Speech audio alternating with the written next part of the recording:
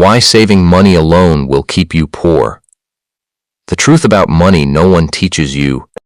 Most people are taught one simple rule about money: save as much as you can. But what if I told you that advice alone is exactly what keeps most people broke? Two people can earn the same income. One saves every dollar, the other learns how money works. 10 years later, they are not even close. One is still struggling, the other financially free. Saving money feels safe. It feels responsible. But there's a problem no one talks about. Money sitting in savings is slowly losing value. Because of inflation, your money buys less every year. So even if your bank balance is growing, your real wealth may actually be shrinking. Saving money feels safe. If saving money made people rich, then every saver would be wealthy. But reality tells a different story. Most millionaires didn't become rich by saving, they became rich by owning assets.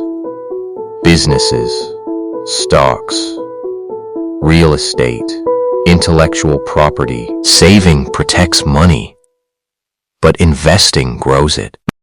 Rich people don't just save. They ask a different question. How can I make my money work for me? That shift changes everything. Instead of working for money, money starts working for them. True wealth isn't about how much you save. It's about how much you grow. The wealthy follow a simple formula. They earn money, then they invest it into assets that generate more money, and that cycle repeats again and again.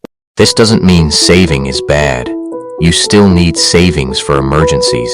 But if saving is your only strategy, you are limiting your financial future because inflation never stops and opportunity doesn't wait.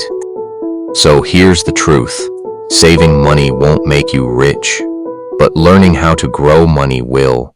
The question is not, how much can I save? The real question is, how can I multiply what I already have? If this changed how you see money, subscribe for more financial mindset insights.